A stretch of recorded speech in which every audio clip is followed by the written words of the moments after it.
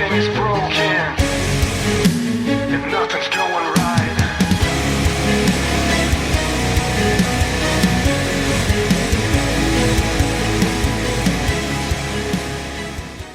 Hello and welcome to Basement Fodder, the only show who still hasn't sent out your Christmas cards. I'm Todd. I'm Dave. And I suck at that. I mean, you got to draw them. Yeah. And you got to sign them. And I got to sign them. I think I have like one more to draw, and then you just have to sign them. Yeah, that's the other thing. We have to get creative with everyone. Yeah, and stuff. So it's not one of them has the same picture. Yeah, so it's like, quit your bitching. Yeah. As I drink ski from Dosh Cannonstein. Dosh Cannonstein. I highly recommend a Dosh Cannonstein to everyone. Nothing like a 7:15 in the morning show. Hopped up on ski. Yes, when you haven't slept, and I slept for about 2 hours. Yeah. Maybe. Woo! 2 hours. It's going to be a good one, folks. It's going to be a good one. What a way to cap off fucking 2016 is to do our first show of 2017 at 7:15 in the morning. Yeah. Feeling like death, because, 2016 was the year of death. Yeah, I was about to say, the joking meme about, like, Times Man of the Year was the Grim Reaper. No fucking shit, man. Especially... Like, that last week, it was just, like, motherfuckers were dying left and right. Like, there was a bunch of, like, the guy who created Solo Cups, there was a bunch of famous scientists, and, like, all kinds of motherfuckers. We've already had our first 2017 when the guy who was Father Mulcahy on MASH died. Yeah. I think it was yesterday. Yeah. But, of course, the biggest one as far as geek culture goes happened right around Christmas or right before New Year's there. Yeah. And that was, unfortunately, Carrie Fisher. Yeah. I remember, like, we had seen that she'd had a heart attack on a plane trip back on a book tour. Yeah, and then it got really sketchy because there was, like, sources being like, she's not looking good. And then other sources like, she's stable. She's good. And then it was like, and then out of nowhere, it was like, nope, she died. Yeah, and I tell you, you rarely see, like, the last time I remember there being such an outpouring of geek sadness was when Leonard Nimoy passed. Yeah, I was gonna say, it was one of the original track. And it's hard for Star Wars because this is kind of your guys' first, big one. Like, Alec Guinness died years and years and years ago.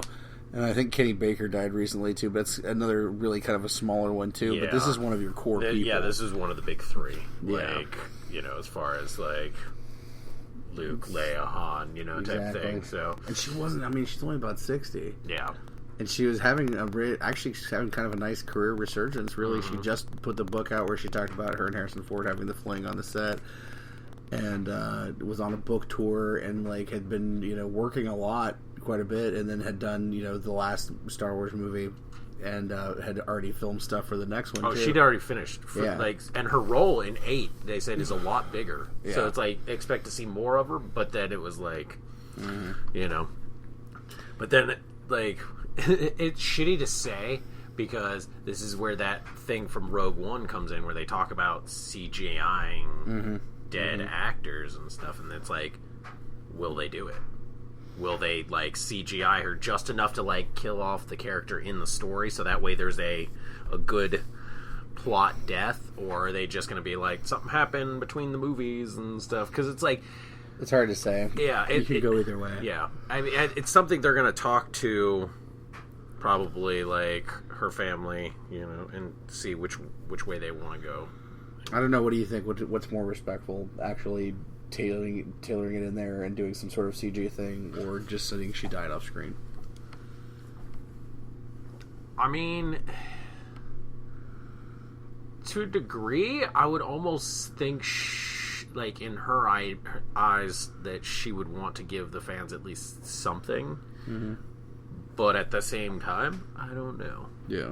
I think if it's something quick, like if it's something tasteful, right to the point, gets to the thing, like they don't have to do these big drag out scenes like, oh look, she's CGI for half the movie and stuff. Like if something is shown and something happens, then okay, that's understandable. Like it was shoot her down in the transport ship. Yeah, it's one of those things where it was like, okay, Peter Cushing's been dead for a long time. Yeah. She just died. It's the Paul Walker thing. Yeah. They had to do it with, they had to have his brother come in and do some stuff to it. It was like they had to at least get it to a point that it made sense. And I think that's, as long as they could do that, it would, you know, and her family's okay with it, you know, I feel like that would be all right. Yeah. And I mean, and I think even the fans would respect if they wanted to have something happen between 8 and 9. If they just said we don't want to do it and something happens, I think the fans would understand it. Yeah. Like they would be like, okay, you know, because like you look at what happened with Nimoy. Yeah. Like in the story, They tailored it into the story. They tailored it into the story that he passed away between those two movies. So, I mean, again, it's one of those, if they just are respectful, tasteful, and do it, you know, the right way, either way, I think the fan base will be like, okay. Yeah, I think so, mean, too. the fan base was pretty crazy. Like, they had lightsaber vigils, both in real life and apparently in the game, the like Star Wars: The Knights of the Old Republic game. That day, like at certain times, everyone in the game went to the house of Organa in Alderaan. Like literally flew. Everyone traveled to these things, and they all just lightsaber vigiled in the game. So I mean, you know, it was one of those things where, for the Star Wars fan, this was the first. This was the big one, like the big, you know. And I tell you, it was a gut punch for a lot of people, and my heart went out to a lot of friends. Like, it didn't really, I wouldn't say it didn't affect me, because it did, because I was a fan of hers, you know, other than being in Star Wars. Like, that's what I was gonna say. Like, there was a lot of other stuff that she was in. Like, I remember I shared out the video of her as the therapist in Austin Powers, which I've always enjoyed that. And then also, I was a fan of Postcards from the Edge, which was a book that she wrote, and then it got made into a movie later on with Meryl Streep and Shirley MacLaine. It was kind of about her own battle with, you know, losing fame and addiction, and, like, with her famous mother, of course, which that comes into it, too. Debbie Reynolds, of course, was her mother, and Debbie Reynolds, like, too many, like, accolades to list, but she was the Oscar winner and one of the most famous musical actors of the 60s and the 50s. And still a working actress up until, like, I think 2 years ago. The last thing I remember seeing her in is she was Liberace's mother in Beyond the Candelabra with Michael Douglas and Matt Damon. Yeah, I think she's an amazing actress, and I've always been a huge Debbie Reynolds fan. Like, The Unsinkable Molly Brown was one of my favorite movies as a young guy. Yep. And so, unfortunately, about, 2 days? Or not even 2 days. A day after she had a stroke and passed on. Yep.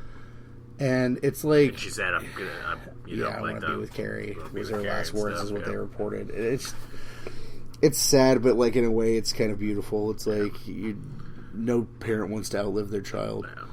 Yeah. And, I mean, it's interesting, too, because Carrie's wishes when she died, like, to her thing as far as, like, when she dies, to reasoning why she died and stuff was what was it, she was staring at the stars and, like, choked on her bra or something, like, you know, like, hung by her bra and stuff, like, you know, she just didn't care. She was at that point in her life where she was just like, I'm gonna say it like it is, you know. She was a very, like, very into dark humor and stuff, too, like, and I know there was a lot of stink about tweets and shit that happened. Like, a couple of her friends tweeted some stuff that was dark humor, and people got pissed about it. And I'm like, hey, why don't you go ahead and do me a favor and wipe your fucking ass and get over it? Like, if you truly understood who she was at, like, towards that end of her life, Jesus Christ, dude! People attack Steve Martin for saying that she was beautiful. Like, I'm like, get the fuck you, shut up. It's stupid. It's stupid just people make me angry. They'll use anything to do that, but like. Her career, as far as, like, other things, most people didn't know, like, she was one of the, like, highly sought after script doctors in, you know, the industry. Like, most people don't know that, but, like, a lot of your big favorite movies, she fixed. Yeah. Like, they came with some fucking B+ game, and she brought it to the A game, you know? It was like, that's not bad, but let's do this. She was in Harry Met Sally, The Burbs, which... That, other than Star Wars, my favorite thing is her in The Burbs. Because I love that movie. Drop Dead Fred. I remember her being in that one, too. fucking not only that, but she had a one-woman show that was very famous. She did Broadway. She was, very highly respected in her own field. She did a great episode. Great singer. Yeah, she did a great episode of 30 Rock a few years ago that I was really huge into too. She was extremely talented. She did a funny episode of, and I know you hate the show, but Big Bang Theory, where fucking Mincy Parsons was running around with James Earl Jones, and they go to this house, and he's like, "Whose house is this?" And he's like, "Somebody who's crazy and stuff," and they do something fucked up, and then Carrie Fisher comes out and was like, "God damn you!" Like being the crazy lady and shit. And it was good, stuff. So I mean, the Harry Bushnut and Jay and Silent Bob. Oh fuck yeah, dude! As the nun, yes. Do you follow the code? I'm not. She was a cultural icon for and the whether you like it or not, the slave Leia bikini thing is kind of like something that will never die. And the buns on the fucking head thing, like it's just Leia as a character that just is very iconic and will never die. Okay, so everybody, that's the thing. Like, it's interesting because, she had a very good attitude about it. Yeah, the slave Leia outfit was like a thing. Like, it wasn't. It was just to me, honestly, one of the outfits that I remember her the most in was the Hoth Empire Strikes Back. Oh, like the snow gear. Snow gear, yeah. That's the figure I always had when I was a kid. Yeah, and then, but my favorite look of her, of hands down Leia, was Return of the Jedi in the camo gear when they were on Endor. Like, to me, the fucking camo poncho thing. I mean, those are the ones that I remember. I'm glad that they got to do, the last one and have her and Harrison Ford back together. That's imagery that I'm glad got to see. The people got to see. Like that. That means a lot, I'm sure, to Star Wars fans. Yeah, that was pretty good.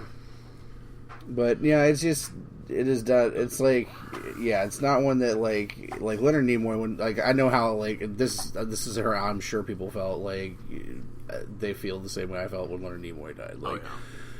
It's just.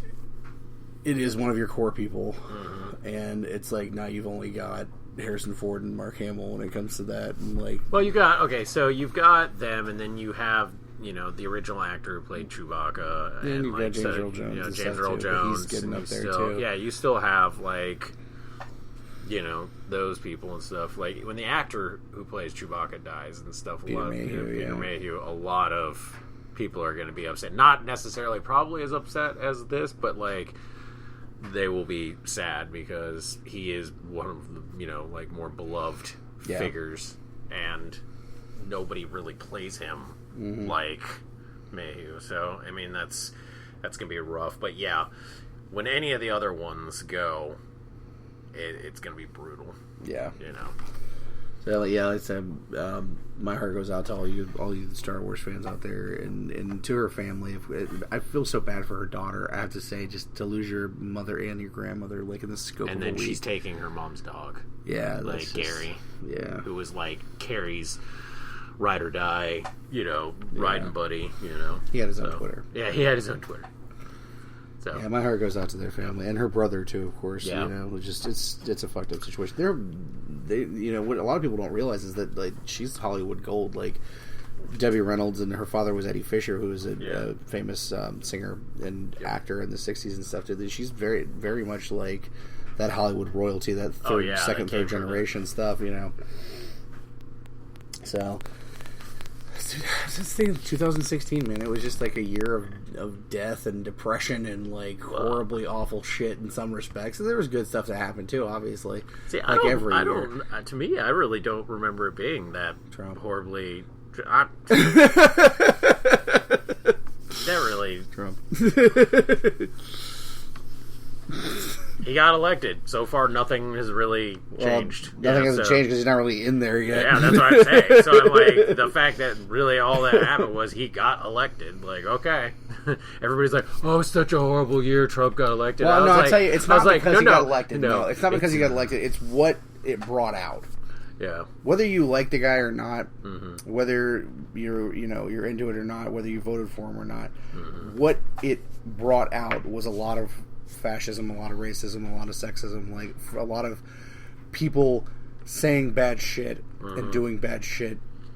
And it's like it normalized some of that shit. I can't again. even put that all on him, though. No, I'm not putting it on him. I'm just saying it brought it out. But the thing about that a lot of people saw his ascension as an excuse to go out there and say whatever the fuck they wanted to. But the thing was, though, like, really, even before he got to, like, that point, people were already doing it because you had Ted Cruz, Ben Carson, like, the entire Republican crew brought that out in people. You literally can't just put it on Trump. No, I'm not trying to. Yeah, no, and that's what I'm saying. Like, literally that, there was so much that got brought out, and it just kept getting ramped up, once it got to, when there was less people, like, the more it condensed to where it was just like, now then it was Cruz and, Trump, like, it just kept getting worse and worse and worse the longer it went on. And then, so, like, that was rough, but it's one of those things where it's like, yeah, that was bad, but we ain't seen nothing yet. Like, that's the thing. Like, I'm like, I'll put it as like, yeah, that sucked, but unfortunately, that's one of those things where it was like 2016 sucked because then I was like, no. If you could see down the line, 2017 is going to suck. Stock in Brondo. Yeah, 2017 is going to suck because of that shit. Like, 2016 is going to look like a fucking like field trip to the fucking picnic. Like, goddamn it, it's just going to be bad. And like, yeah, we lost a lot of people. Oh yeah, God. But I mean, you have those years. Like, every year you'll lose so many famous people, but then every like decade you'll have that one year, and that's that year where it's like that generational thing, where it's like, boom, now that big swing of there's a lot of boomers dying. Yeah, a lot of boomers dying, and that was because it was a thing. boom. Yeah, and that was the thing. We lost George Michael too that same week, which that was a weird one for me. Like, I don't know if you were really a fan. Like, I was kind of a half-assed George Michael fan. Yeah. I love the 80s. Why? Yeah. Wham, motherfucker. Yeah, I don't know. I like a Wham song, but like... I actually didn't mind most Wham songs, and I liked him on his own and stuff. My George Michael memories are mostly really just stuff. Faith and like, like the one that people kept quoting was like another song. Like, I don't ever think of that one. I can't remember the name of it now. But it was like one of his bigger like slow songs or whatever. I can't remember. But that one, I was like, wow, that has never even crossed my mind. Faith is the only thing that pops in my head when I think of George Michael. Well, that and, like, Wake Me Up Before You Go. Like, that's the No, two I forget. things that There's pop in some my other, head. like, George Michael songs. Faith is hard for, like, because it, unfortunately, is shared so much with, like, the Limp Bizkit cover that I try not to think about that one too much because I'm like, There's two. Yeah, like, I feel like... One of them is more awesome than the other. Yeah, and it's like, one kind of got tainted by the other, and it's like... the thing is, like, I could say the death of George Michael made Michelle hate me. The Wake Me Up Before You Go. Yeah. Because we have a group chat. I have, like, a digital nerdage group chat that's me and Michelle and Corey and Pat, of course. Mm-hmm. And Michelle jumped in there and was like, oh my God, George Michael died. And I was like, oh, it's so sad he had to go. Oh, too soon. Oh. And she was like, oh, fuck you. And I was like, he left us hanging out like a yo-yo. It's like, don't worry, you just gotta have faith. The boom boom went out of his heart. She's just sitting there now like, fucking hate all you sons of bitches. The boom boom went out of his heart. It's okay, because... you got that with that, and then I had, decided to piss somebody off with something else that happened here recently. I was like, he won't be going dancing tonight. Yeah. Like, oh, shit, son. Yeah. It made my soul feel happy. And I was like, I'm a dick, though. So, yeah, a lot of deaths this year.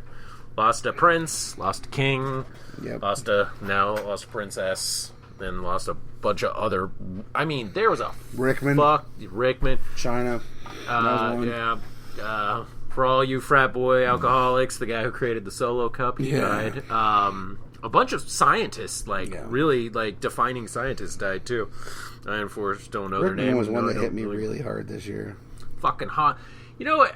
It really fucking Gruber, sucked, but baby. you know when you have those random moments where something triggers that, like, it hits you. You know when it was? When we were sitting there watching that fucking like Die Hard marathon. Yeah. And it was Die Hard with a Vengeance, which he's not even in, and it's Jeremy Iron who's His playing brother, it's yeah. his brother. And then there's that scene where they're showing Hans fucking falling from the building, and I'm just like, God damn it! Like, that's when it hit me, and then it was like, like. That sucked. Nancy Reagan died. Fucking, I don't know who the hell that guy. I think everybody had already thought Nancy Reagan was dead. Yeah, no She shit, kinda right? like, who? There's just a lot Nancy of Reagan was still alive. Holy shit! What? I thought you were Josh Gabor died recently. Yeah. She was Again, 90 fucking 5 or something. Talk about another person that people thought was already dead. Dr. Henry Heimlich, Yeah. the guy who created the Heimlich maneuver. John Glenn died. John Glenn was one that really like fucked people up too. Yeah. Greg Lake from Emerson, Lake and Palmer. Yeah.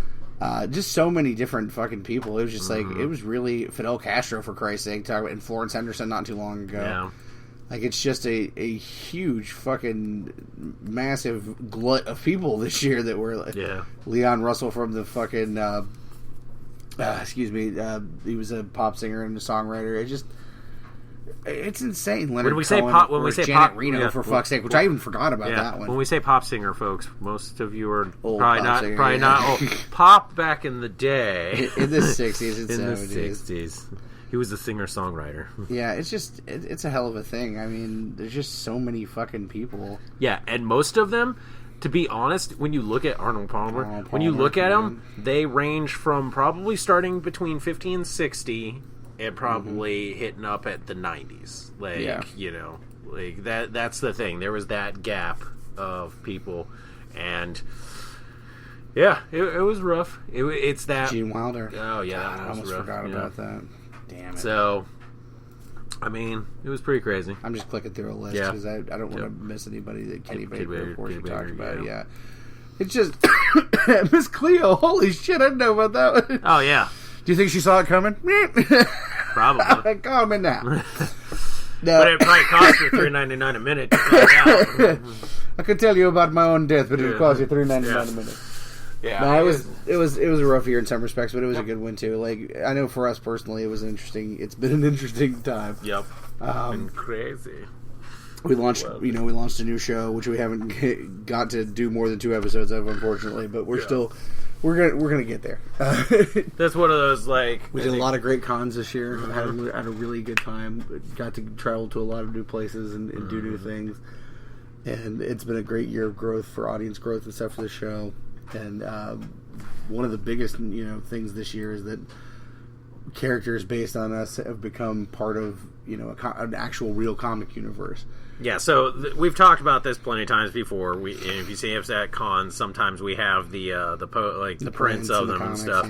yeah. But we're now like there's been a few different like changes here and there as far as like what was going to originally go on and then to what is going on now.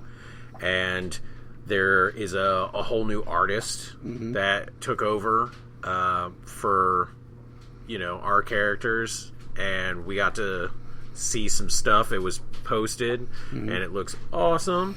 You'll notice there's this like little impish guy with glasses who won't be seeing any royalties from this, and that will be Pogues. Pogues not getting it. In fact, the only thing Pogues is your own fucking fault. Is all I'm going to say. I love you, man. because he was bitching that one day. Yes. That one co. Well, I'm not a comic. Won my ass. He's bitched like 5 different times about that. this. Was the but that was the big one where he was standing in between Mike and what's his face, and was just sitting there bitching at him. I'm never in a comic and stuff. And then we got out in the van and we're like, this has to happen. Yeah, this has to happen. So Pogues' character will be paid in daily doses of ass whooping.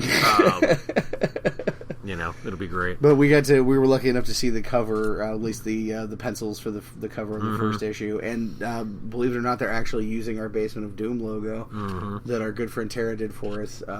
Dragon OSX at DeviantArt. Check that out. But like to see that is quintessentially ours, our logo. And to see these characters based on us, on the cover of a comic, so dynamically done. The artist name, okay, if I mispronounce this, I'm sorry. James P.A., I think, or maybe Pay. P-E-A-Y. Yeah, I'm pronounce that how you will. Michael. I think Michael discovered him through one of his things with CCAD. Yeah, and I gotta say, I love his artwork. Yeah, I was very nervous when Michael told us that he wasn't going to be drawing it. Yeah, because we love Mike's work. Yeah, Mike's artwork had really kind of become a staple, and it was especially with being existing in the Hotshot universe, it was one of those things. You expect a certain level of things, and then when we saw that, and he made it his own. He tweaked some things from Mike's original drawings, and kind of did some little redesigns, and I love what he did. I think he did some really good stuff. I look like the angriest baboon. Products. Yeah, I look like the sweetest, angriest baboon in history. He looks great. I look large and dynamic, and I have a big chest tattoo now, which looks very cool. Yeah. And I'm super into it. It just really, it's coming across so well. Yeah, I'm literally waiting because I want to see colors. That's what I want. I want to see these color choices and stuff. See if he changes some color choices. If he doesn't, what he does and stuff. So it should be pretty exciting. I mean, hopefully we'll be hearing more things here in the future. More things in the future. In the year 2000. Ah, shit, damn it, it's already 2000. Well, as we record this, it's the third day of the new year. Of the 2017. Of 2017. But how was your New Year's, sir? I got... wow. The level of Schlitz that I got... how would I describe that? I drank 3 bottles of vodka. Nice. And I still have a bottle of vodka and a bottle of wine left. And I got hammered. Fantastic. But I managed to keep my pants on. Which is tricky for you when you get drunk. Yeah, it is tricky. But I wasn't... We weren't here. I was in Indy celebrating with my DR friends. So it was kind of one of those things where I'm I know some of them. Well, actually, not enough to take your pants off. I know all of them, but I know all of them too well enough to know that I'm some of these people probably wouldn't be super comfy with me just walking around, in a banana hammock. That's all a swinging. Just fucking flopping in the wind, undulating, as it were. Dave, why are you pendulum all the time? What are you talking about? You're just constantly thrusting. I don't know what you're talking about. It's just his natural state. Yeah, video games and the 8-bit video games, when the guys they'll bounce, the Street Fighter with the bounce. Your natural thing is just to undulate your crotch. It's just how it goes. I think it's because that deep down desire to be in porn, I guess. Not really. Well, New Year's Eve day, me and the Basement Beach took a trip out to Jungle Gyms because she'd never been before. Yeah. And it's a great place to buy hooch. Ski. And ski, of course. And it's always fun to take someone there for the first time because it's such an amazingly cool place. You guys that haven't been to Jungle Gyms before, you probably heard us talk about it. They call it an international market, but really it's this really crazy, wacky, awesome, large grocery store that has all this international stuff. Whoever's banging me right now can stop. Banging the shit out of him. Just keep it up. Just bang him. But just keep banging him. They have every food from every corner of the earth and every kind of soda you could imagine and weird energy drinks. Cheese. Oh my god, for miles. They have a walk-in humidor. They have every kind of booze you could imagine. They have a great section where they have beer glasses and stuff like that are promotional ones. I brought ones home for you and I that are woodchuck gumption ones that have a great dude with a giant curly mustache on them and stuff, and they're dirt cheap. And they have Jelly Bellies, and they have animatronics in there, which I love animatronics. Yeah, the animatronics are good. But we had an absolute blast, and of course there's a CC's in the same parking lot, which is just epic wins there, because there's no CC's here anymore because some prick who owned every fucking CC's in the Columbus area decided... If you don't want to listen to a rant, he's going into one. Quick, run away, run away, run away. I don't want to own restaurants anymore, so I'm not even going to try to fucking sell them. I'm just going to close every motherfucking one at the same time and then piss all over my CC's dreams. Fuck you, go to hell, and I hope you die horribly and of dick rot. end CC's rant number 36. Whatever, you ran about it too. In a series of 392. We're going to add yours in there because you love it as much as I do. Oh, I do. But it was okay because... That guy can suck a damn dick. Because I got...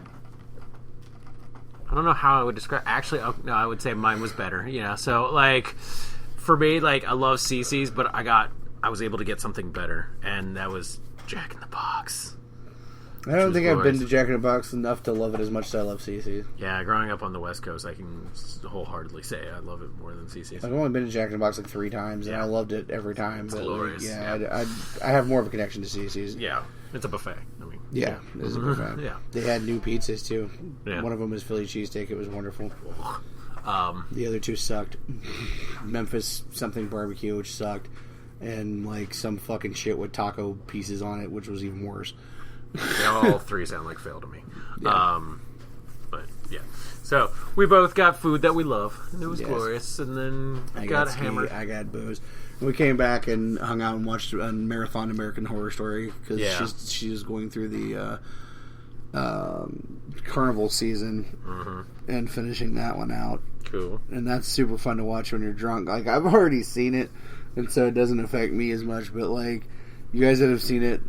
There's the death of the tiny lady. Spoilers. That is like really hard to watch, and I've had to watch it like 3 times now because of that shit. You're like, you know what? It's sad, but it's just not quite as sad anymore.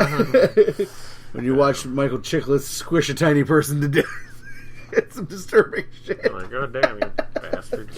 I got pretty drunk too. I made some videos that you guys saw that night, but I had a good time. It was a good New Year's. It was a fun time. I also had some not fun times this past week. The original basement babe Vicky came down and visited us after Christmas. That wasn't a bad time. That wasn't a bad time. Yeah, I was a good time. ecstatic about that. We love our Vicky, and that was awesome. We got to spend some time together. But unfortunately, the day she came down, I had to work, and I was at work, and I'd like been there for a few hours, and then I went to break. And then the next thing I know, I was on the floor, and there was like some ambulance guys trying to like revive me, poking me in the fucking chest really hard. And we're like getting phone calls. I'm like having to tell. Dave got a phone call from a EMT in an ambulance asking questions about my medical history.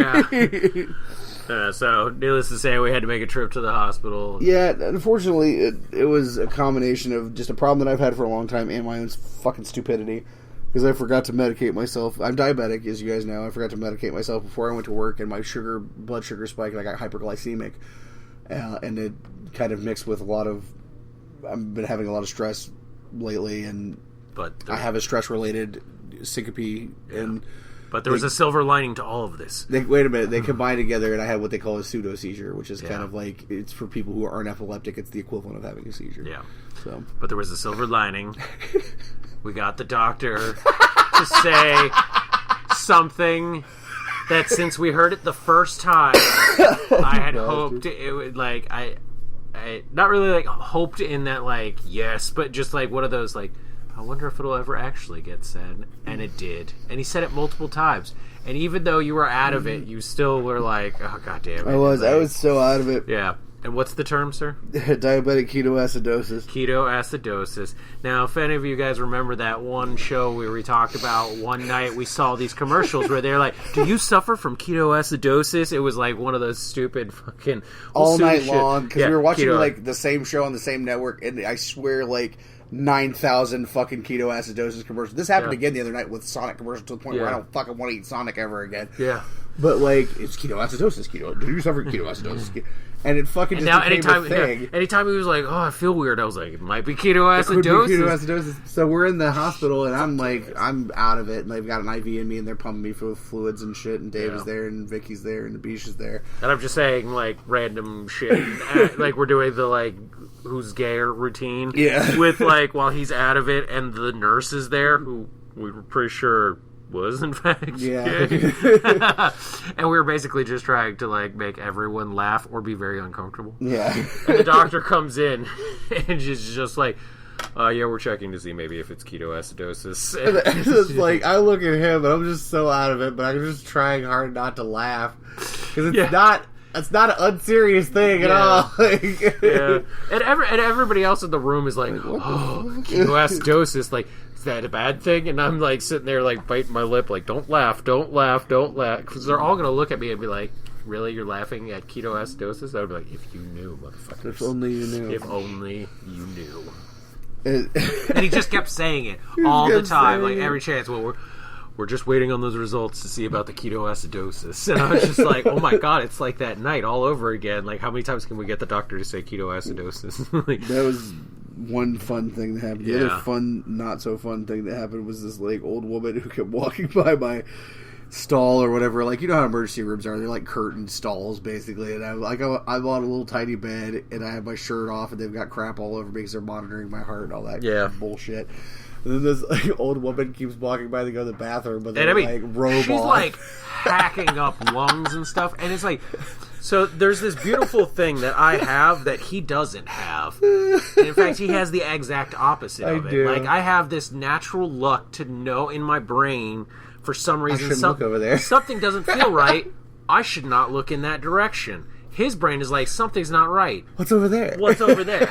And sees everything. And the look on his face was like, oh yeah, she's not wearing anything. Like, it's just like open row bare ass. Like, you know, I'm sure there was like some funky skin and wrinkles everywhere and stuff. Like, I didn't look. His face told me. I knew. I was just taking fun of my glasses on. Yeah, he was out of it enough, but I just see this like out of it face all of a sudden go, oh, and I was just like, you looked. I want you to tell the people where you were when the ambulance called you. Where was I? What store were you at, sir? Oh, no, we. I don't think we were there. I think we had just come back from there. Well, either way. We had just come back from the Lion's Den. Which is a porn store. It is. It was a dick store. Dick store. Rubber dicks. Yeah, rubber dicks for everyone. The people demand them. Which we were networking. I was talking to it. You're like, get that fucking hustle. Yeah, I was hustling while somebody was passing out on the floor for ketoacidosis and shit. Like, I'm sitting here working for the show. And his ass is just like, I don't want to work tonight.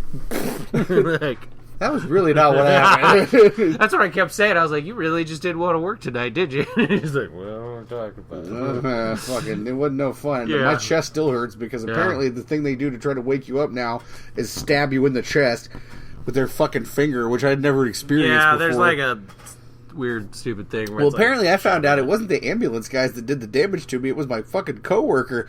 He's this big old dude who's probably like taller than me and, you know, big heavy dude just or whatever, and he apparently fingered the shit out of my fucking breastplate because I have a bruise on my fucking chest. Say thanks for that. Like, hey, buddy. I was like, God damn, dude, my chest is killing me. He's like, well, he was like, dude, you were out so far. He was like, that's a pressure point, I guess, that's on your chest. And apparently, if people pass out, that's a way you can wake them up. Wake them up, yeah. He was like, I was pressing with all my strength, and you were barely moving against it. So that's how far fucking you were out. And like, the ambulance guys couldn't wake me up with it either. Apparently, that's why they were like, fuck, we gotta take him to the hospital and shit. So apparently I just did not respond to the stimuli the way that they thought I would. See, I could have told him, like, I'll have to go down there and be like, all right, look, if he ever passes out again, don't jab his pressure point on his chest. Roll him over, and with your thumb, I want you to hit the pressure point in, like, his a-hole. He'll wake up. It makes it sound like you're saying that I've passed out before and you put your thumb in my ass. You don't know. Why do you think you woke up so quick? Why would you do that? The slapping wasn't working. Oh, God. Yeah. I'm a little paranoid about that because I have kind of like weird memory loss after I pass out. So I know. That's why I was just I'm paranoid that your thumb's been in my head. I washed it. My ass or your thumb? My thumb after I caressed your face a little bit. Oh. Why do I smell like shit? You wonder why people think we're way too close. Well, no, because I was just like, I figured this is the only time I could actually, you know, like scream Steve Irwin and like crikey and scream crikey and pop a thumb in your ass. Like, oh my! Yeah. I really hope that never happens. Well, you'll never know. People think we're a couple enough. I don't need that shit going around. Oh, anyway. I mean, by the end of it, all it really was is like, you gotta look at it like this. I could wash my thumb off. You still had a dude's finger in your ass. Kind of like the Halloran picture.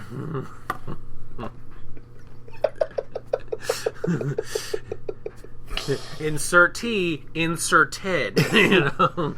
Like, I am not Ted. It's way. right. This is what happens when we record in the morning. Yep. It's weird. Shit gets weird. Shit gets weird. And then gets smeared on the side of your face. Ah, yeah. But it was a fun time in the hospital. Yeah. Not at all. Not at all a fun Well, time. not for him. It was No, like I said, it was partially my own fault, Yeah. but like, I've been going through a lot of stress lately and shit. It's kind of like, medication is not a thing that I remember well anyway. Yep.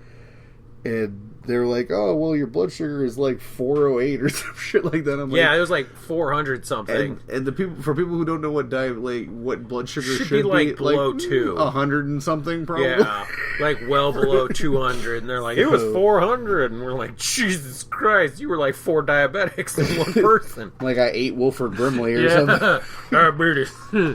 Well, probably because I mainlined like 220 ounces of Code Red. Yeah, that probably happened. Yeah.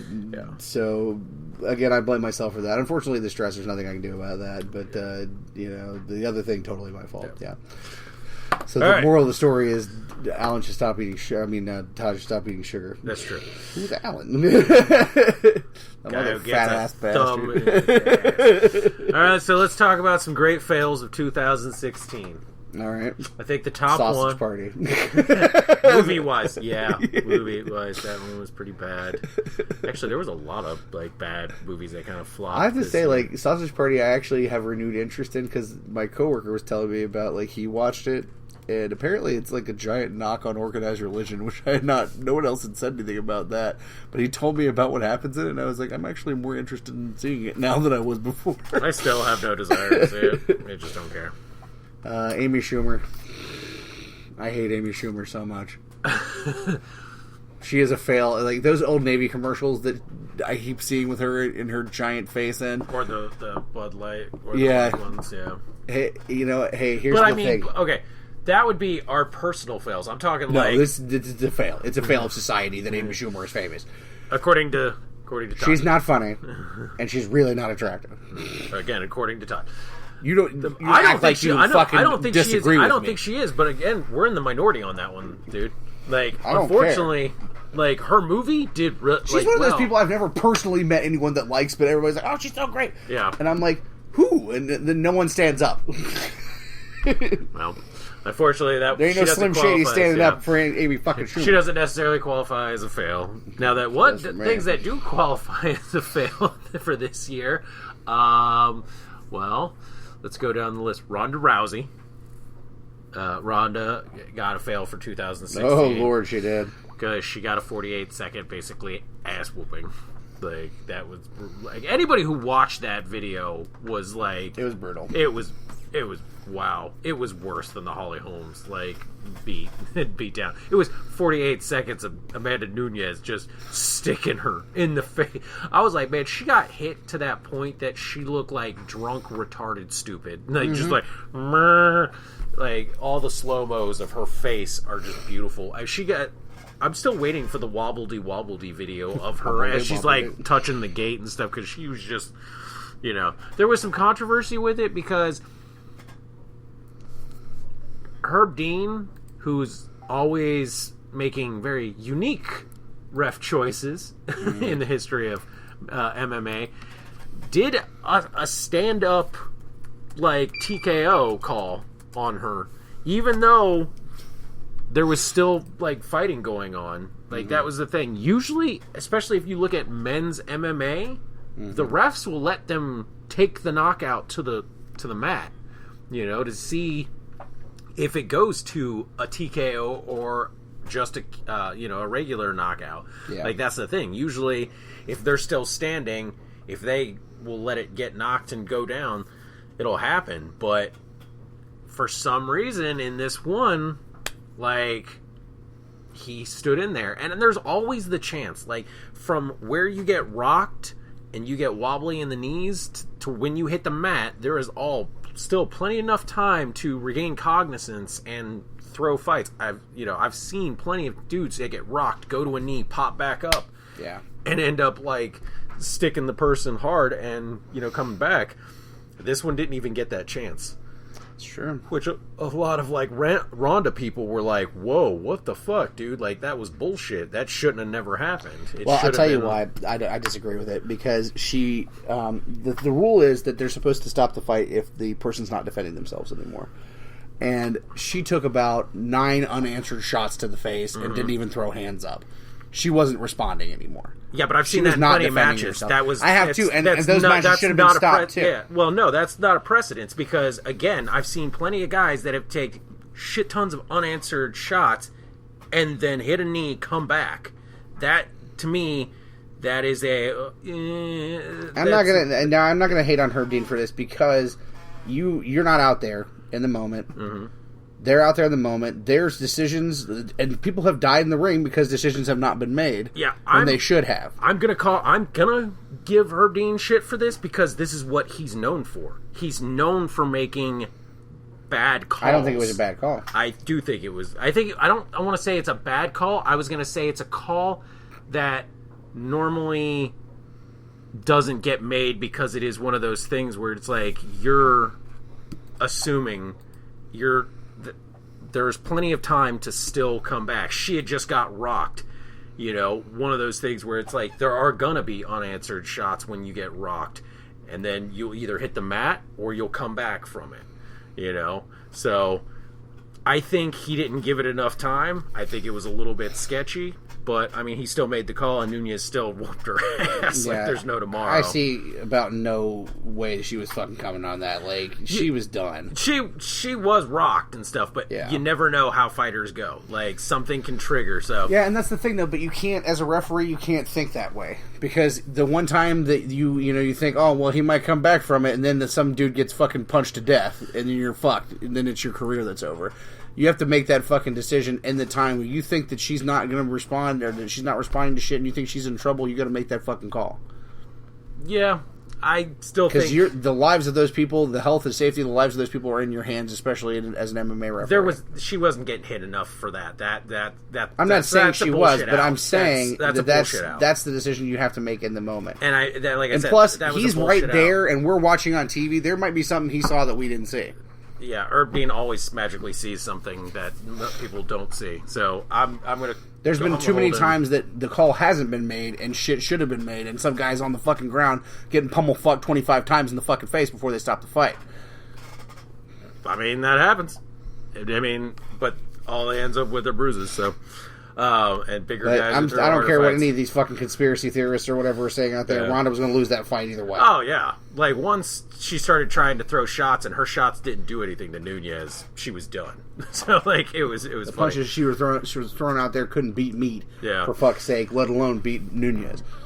Ronda, for some reason, fancies herself a striker more so now than like using her judo, which she should have used. But so that was a really bad loss. The only other loss that I could think of that was just as bad was here recent was Ohio State's loss to Clemson, where it was 31-0 on a bowl. And what made less sense to me about that? Why were the 2 and 3 teams playing instead of the 1 and 2 teams for the national championship? This doesn't make sense to me. Like Number 2, Clemson, yeah, or Clemson, or whatever. Why was 2 and 3 playing each other instead of 1 and 2? But whatever.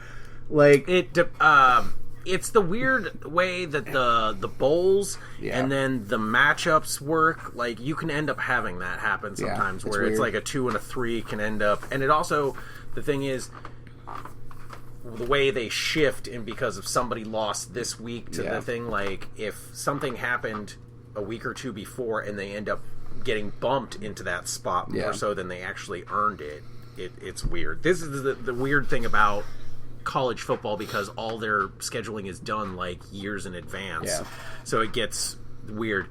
But yeah, they got raffle stomped. I can't believe anybody's hard. shocked about this. When does OSU not choke in bowl games? Oh, yeah, that's this is what not a new thing. This is what I'm saying, and apparently some people that we know don't like hearing about that. No, said Buckeye thing. fans don't like reality. No, yeah. When you start talking about, you know, the Suckeyes choking, people get super butthurt and, like, you know, delete comments and stuff. I tell you what, nothing makes me happier than a Buckeye loss, because I get to go to work on that day and watch all those sad-ass Buckeye fans parade through there buying liquor.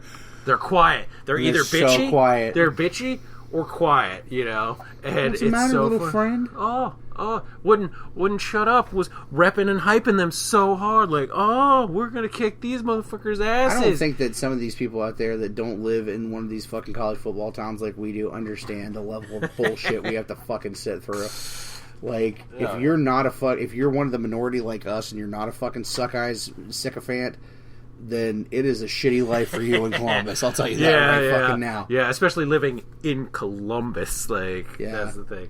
You might as well live in Notre Dame or something, Yeah. like, up in there and shit, like, or fucking, you know, I can't remember where the fucking Wolverines are based out of now. Michigan? Well, not Michigan, but I can't remember the name of the city. Oh, Ann Arbor. Ann Arbor.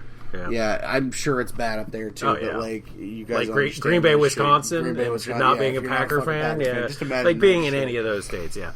It's bad enough for me because I'm a Browns fan. This has just been the shittiest fucking season ever. But I was gonna say, we won. Yeah, we won. I was about to say Woo! honorable mentions Yeah. for fail of the top fails of 2016. Browns 2016 season. Yeah, 2016. But they came in an honorable mention because they actually won. Like Yep. that. And you know They what? couldn't even do a perfect lost season right. That's true. They had to fuck that up. But you know what? Go give them credit because against the Steelers, they went 24-20, or what was it? 24-27? I think so. Yeah, like in they just overtime. about came back. Yeah, they just about came back and This lost. is the problem with the Browns. The Browns are always lose this way. Yeah, Like- they go to like just Yeah. that distance. And That's then why back in something the happens. '70s they used to call them the cardiac kids because they fucking came so close all the time and shit. Like this is the lot of life if you're a Browns fan. Is they will get you there. It's like a hand job. Being a Browns fan is like a shitty hand job. Oh, my dad's home. I'm gonna go. It'll get you like right there. Oh, can't catch that nut because somebody just walked in the door, Yeah. or fucking like you heard the garage door or some Like, shit. It's what- like a what was fucking that high school noise? hand job from your girlfriend. Yeah. It's never gonna end well. Yeah, but one of the tops that just literally came in like on the nose and stuff. Mariah Carey. Oh Jesus Christ! Leave her the fuck alone. No, this is just hilarious how much shit people are going on. Like, personally, I Oh don't my give god! a fuck. Somebody was lip syncing Yeah. at a giant live event. Yeah. You know who else does that? Fucking everyone! I know. That's why this is funny, because the last time there was a scandal this big about lip syncing was the Ashley Simpson on SNL. yeah. Like, nobody has given a fuck about this shit since then. And then all of a sudden, her shit fucks up on New Year's Eve while she's singing, like, there. And she even tries to, like, you know, make it look like, oh, shit happened. And I mean, it's Mariah Carey. She doesn't give a fuck, dude. That woman makes bank. Like, she's like, bitch has got millions of dollars. Yeah. She don't care. yeah. And even if she didn't make millions of dollars, that bitch is a fucking, like, crazy. Like, legit yeah, she's crazy. batshit insane. She fucking thinks she's fucking queen. So, you know, that's the thing. It's not like you fucking just busted Beyonce like, or some shit. Like, it's Mariah Carey. She didn't give a shit. And they're making such a huge goddamn deal about it. Like, oh my god. Yeah, now there are people who are like, they sabotaged her. Like, her people are like, oh, we blame Dick Clark Productions. They sabotaged our performance. Or like, bitch, nobody cares. Nobody cares. And they were like, hold on, we can't. Yeah, this is how it went down. Dick Clark Productions like, well, shit, we couldn't get Beyonce, so we're going to get Mariah Carey. But then because we need this to actually mean something, we're going to sabotage her so that it'll actually get in the news. Yeah. That's the game plan. Because God knows nobody gives a rat's ass about Yeah. New Year's Rockin' Eve anymore. Yeah, no. I didn't even know about this until like I didn't today. either. Yeah. Because I don't fucking watch it. Because who the fuck does but Dumpy House Frauds? Yeah. Unless you're not a Dumpy House Frau and you watch it, and I'm sorry. But But you're probably a Dumpy House Frau. well, I say that because I'm pretty sure Sandy watches it, and I don't want to be like, "Hey, you're a Dumpy House Frau." We love you. You're not a dumpy house frau. You can watch it all you want to. Don't do it. I see that face. Don't do it. I don't know what you're talking about. Don't know cut what us. you're talking about. Not if we're If faster. we ever see her Yeah, again. as I said, not if we're faster. Woo, just kidding. No, I don't know. She doesn't watch that stuff. Oh yeah, she totally watches shit like that. Really? Dude, she watches the fucking parades and all that stuff. Oh, I mean, that's a parade, though, and she was cooking while that was going on. I would almost guarantee she watched the fucking ball drop. Okay, well, she's not 40, though, so she can't be a dumpy housefrau. You don't have to be 40 to be dumpy. Well, in my mind, when I think of dumpy housefraus, I think of, like, 40-year-old dumpy housefraus. Like the, like, unisex hairdo ones that, like, that are, like, tried to be the pixie ones and stuff. Yeah. So, that's fun. What else do we have? Oh, God. It's just been, I don't know. This has been a weird year for me. A weird fucking year. Mm-hmm. I'm glad it's over with. The first 6 months or so, this one's going to be a bitch in 3/4 too, but... What do we got? What do we got on the horizon? What's going on? Me farting. It's not like on the horizon. It's always happening. Easter edition.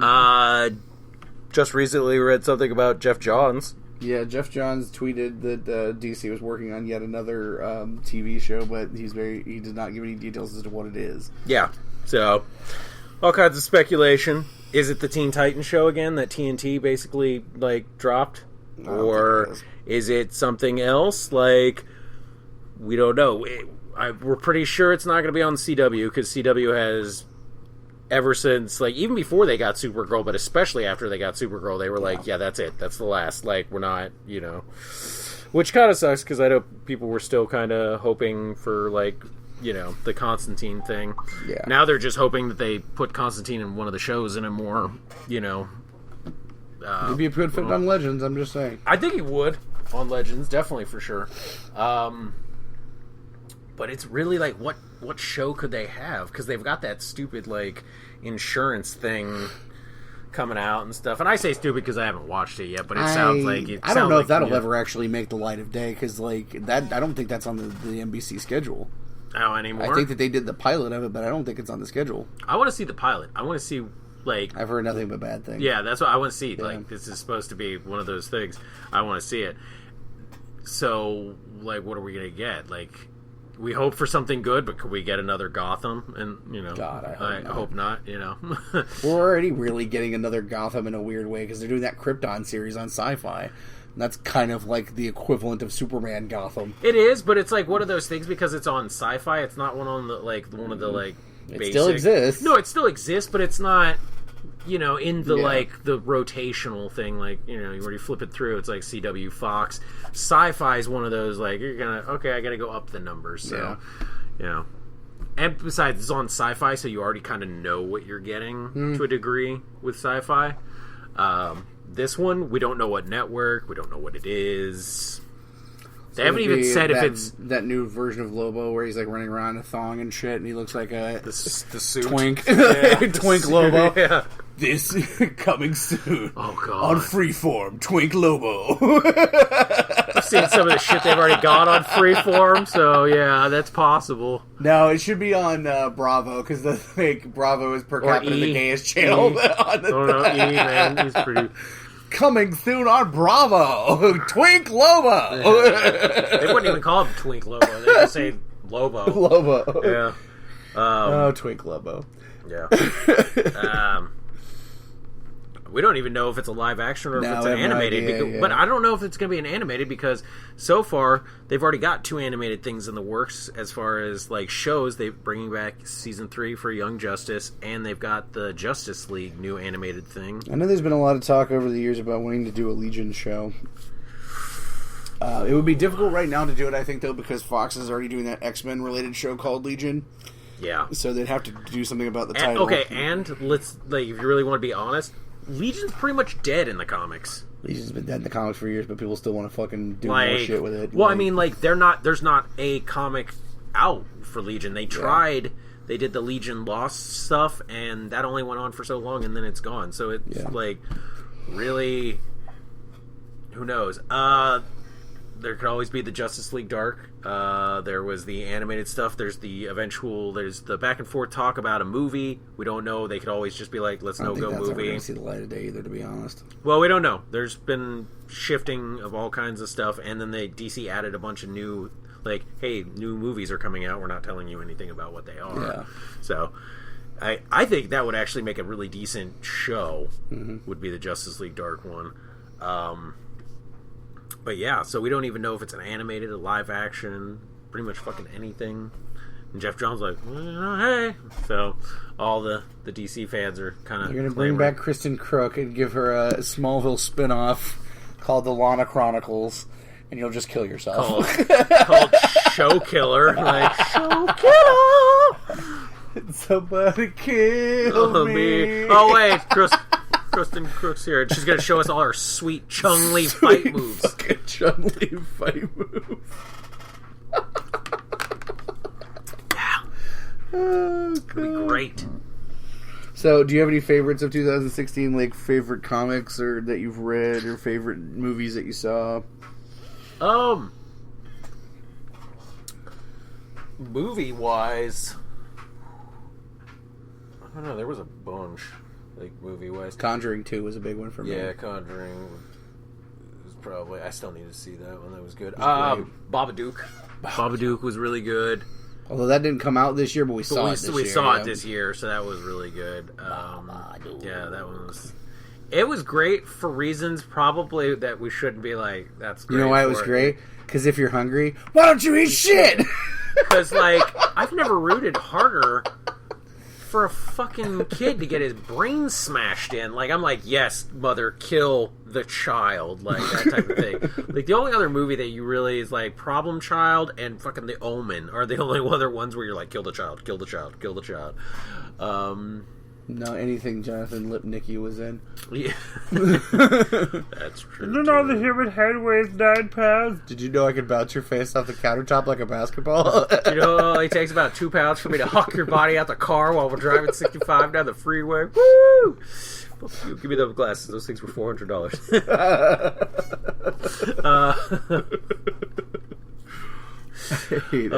What is it?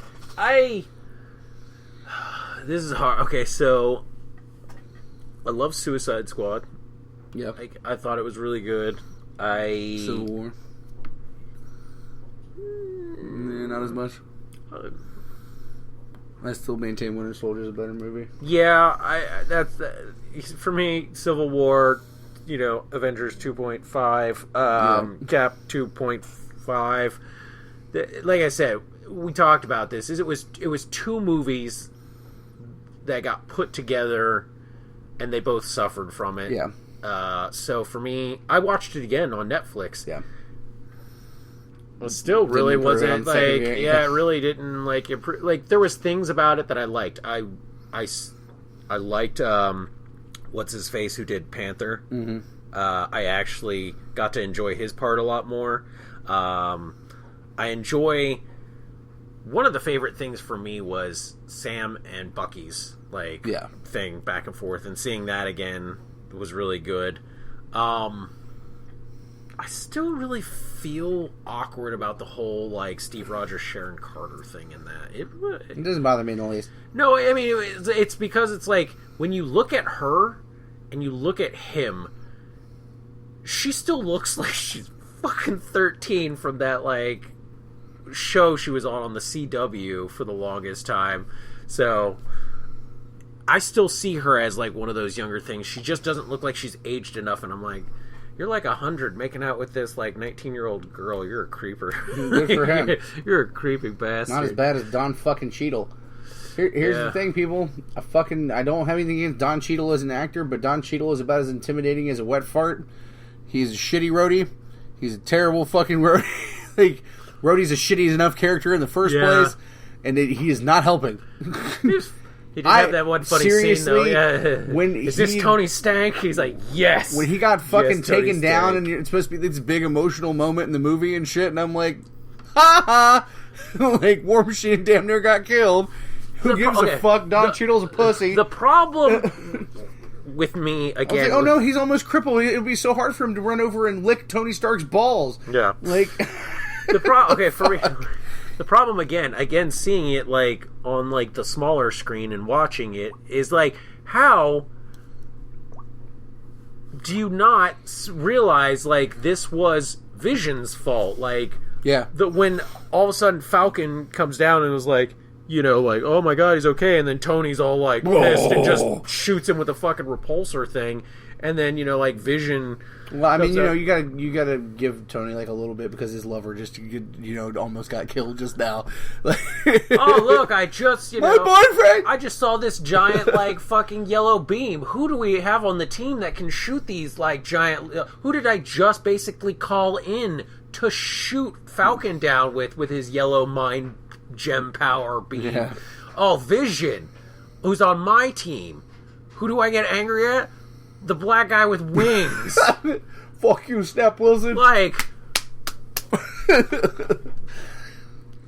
this movie, if it did anything, makes was me hate Tony Stark even more. Reaffirm my fucking hatred for fucking Tony Stark, because this whole movie is based around Tony Stark's inability to fucking cope with anything. Oh, dude, don't get me wrong. I hate Tony Stark with a flaming passion of 1,000 hells, Yeah. but I hate Rhodey more because, like, they've turned him into such a, like, ass-licking sycophant and shit. Like, even in the comics, he wasn't that bad. No. Like, he was the he was Tony's best friend, but he was the first one to call bullshit when Tony would fuck around. And Terrence Howard did. Yeah, and Terrence Howard did that, and they tried to do it with Don Cheadle a little bit in the fucking second Iron Man movie, but seriously, like I said, Don Cheadle is fucking pussy. No, it was like, this is crap. So, you know, hey, fucking Marvel people, listen to me when I say, please God, less Rhodey or replace Don Cheadle, anything. Yeah, it's never gonna happen.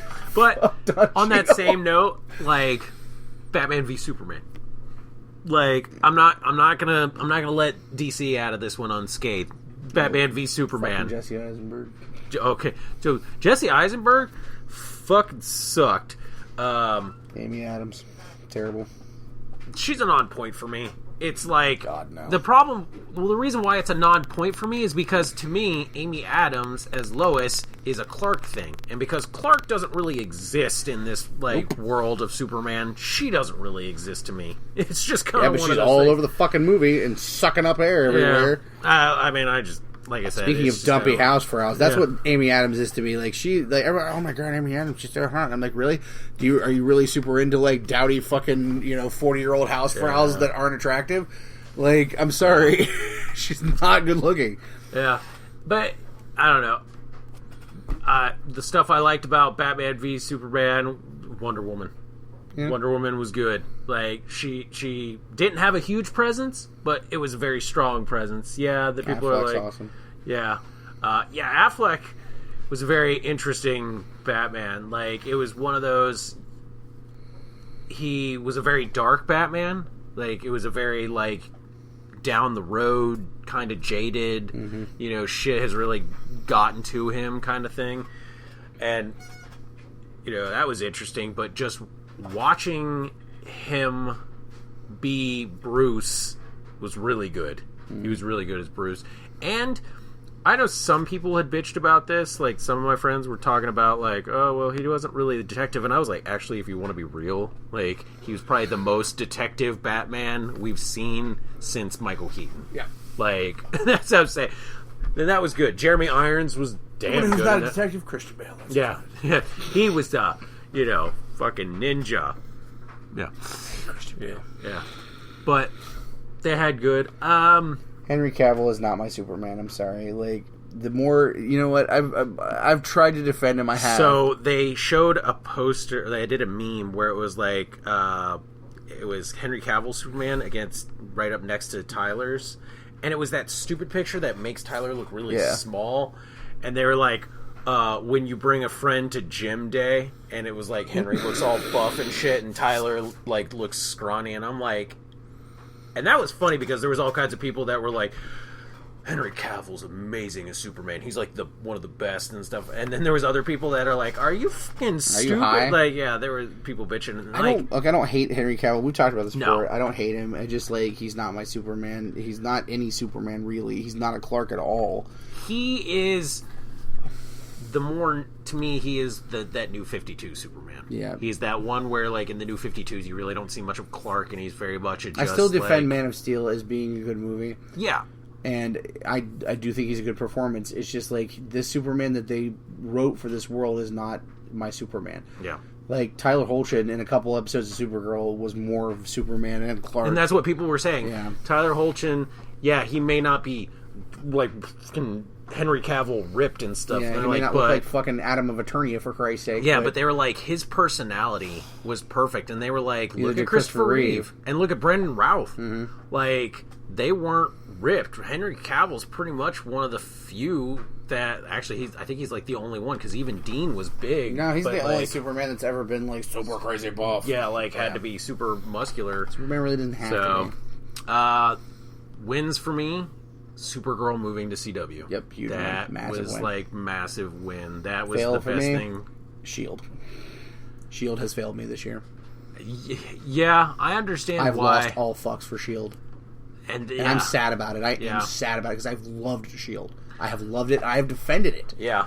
And this season, this fucking Ghost Rider shit has killed my interest in the show. So, for me, killed it the dead. Ghost Rider thing was a double-edged sword. It was cool to see Ghost Rider. It was cool to see they did a really good job with the CG. It doesn't fit the show. And it was really cool to see, you know, the actor did a really good job, and, like, the story would have made sense if it had been, like, on its own, like, for something else. The problem was they were trying to go in with the Inhuman things still from last season, and then they're like, oh, Inhumans. Now let's add magic by, you know, like supernatural stuff by Ghost Rider. And I'm like, these two things don't, like, Ghost Rider would have been perfect to debut in one of the Netflix series. Like, that would have made more sense. Yeah. Like, I hate to say it. Like, it was cool to see him. It's just his presence at that time period in the story makes literally no sense. No fucking sense as far as, like, I mean, the storyline they have for him, the arc makes sense. It's cool. It's a good arc. It's just, one, it comes out of fucking left field. It seems completely out of place. It is completely out of place because the there's two storylines going on. There's the heavy influence of the Inhuman stuff, and you got Jason Momoa, and he did a really good job. It was just, you had, again, this season of S.H.I.E.L.D. was basically Civil War. There was two stories going on, and they weren't meshing with each other. Sad to say, like 4 episodes into the season, I just gave up.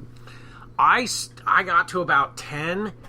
And even then, it was just too schizophrenic. It was too back and forth, and I just couldn't stay with it, you know. Yep. But Ghost Rider's gone, so we don't have to worry about that. That arc's over with. So the rest of the season, I'm going to try to go back, and I'm going to try to power through it or whatever, because I believe in the show. But like, you don't know what you're getting, too. It really just really killed my interest in it completely. Another win for me. The big crossover. That big crossover has, like, what I've been waiting for. That was literally what I know some people hope the Justice League's like. It was good. It had dark moments. It had altering all the show moments. It had fun camping moments. It was just good. You had teamwork. That was the other thing too. You had massive on-screen superpower teamwork combos and stuff, like, and they had one of the best shots ever, that rooftop where they're slow-mo all fighting and it's just panning around watching all the heroes go at it. Another win for me, Nate Haywood on Legends. Legends has been great. It's been banging, like, man. I think Legends was the dark horse this season. Like, it came out of nowhere and was just, to me, a majority of it, I would probably say about 60 to 70% falls on Nate Haywood. That the actor, the character, everything. Like, I was worried when they had, like, Rip kind of be like, oh, disappearing, and then they brought him in and he was great. You know, some of the stuff they've been doing is really good too. The Legion of Doom stuff, but it's been really good. Flash has kind of been like I don't know what's going on that show right now. Yeah, like it hasn't lost my interest. It's just Supergirl and Legends are the two strong ones. Arrow's a little bit better than where it was. It's getting a little bit better. Yeah, it's taken steps, but I think for me, Flash was rough coming out the gate because it started off on a really Flashpoint thing started off on a super sketchy. Alchemy is a nothing villain to me. And having the big surprise be that it was Tom Felton, not a surprise. Yeah, nobody was surprised and by Savitar, no fucks. I'm sorry, it's nothing. He looks like a fucking reject Optimus Prime or something from the fucking movies. Yeah, from what I will say though, he looks way better from his comic version. Oh, well, yeah, but I mean, that's the thing. It's a turd looks better than a polished turd, I guess. I don't know, because they both look like shit.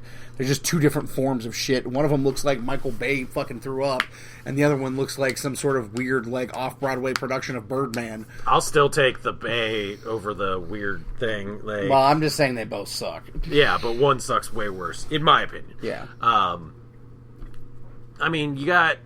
The Kid Flash stuff is interesting, and then getting to see Jay Garrick again is always good. You know, the ship. But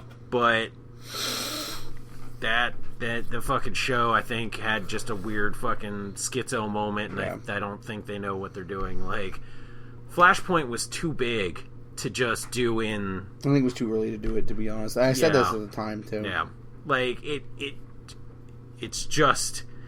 It was rough in the comics. Yeah. So to try and be we're going to do a really trimmed, really concentrated version that has kind of ripple effects is I mean, look at the memes. I hate to say it, but the later end of 2016, Barry Allen has been the fucking butt of anything that goes bad in 2016. Meme wise, they're blaming fucking Barry. Flashpoint, fucking Flashpoint, blame Barry Allen. And I'm man, I feel bad because Grant Gustin is amazing as Flash. I don't think they're doing it to be mean. No, they're not doing it mean, but it's it's one of those things where it's when you scroll through Facebook and you constantly see Barry Allen, it's this fucked up. Damn it, Barry. Or they're hey, this couldn't get more fucked up, and Barry's with the glasses, hold my beer. I'm gonna fuck this up and shit. It's rough. No, it's been a long and varied year, and we're glad that this is the first show of 2017. We're going to start off, hopefully, with a bang and not end with a whimper. This is going to be a year of a lot of changes, but I'm looking forward to it in a lot of ways. We're going to hopefully be doing a lot of shows this year, a lot of cons, and Lexington's shaping up to be great. I really kind of want to do the Indiana Comic-Con, too, because it's looking really great. Yeah. I'm a little varied, actually, opinion-wise on Lexington so far, so I'm really waiting for them to start bringing in the A game on those guests, because right now I'm feeling it maybe a B plus on the lineup. It's not really looking too it's pretty good impressive to me. It's cool. They usually wait until later on. That's why I'm I'm waiting. I'm waiting for. There's some ones there's ones or two. John Wesley ship is going to be there. That's the one that I care about. Yeah, ship's going to be cool and some other stuff, but I'm still waiting to see some that's awesome type stuff. I think the thing is because ship's doing a bunch of cons now, so it's that's awesome to see. Mm-hmm.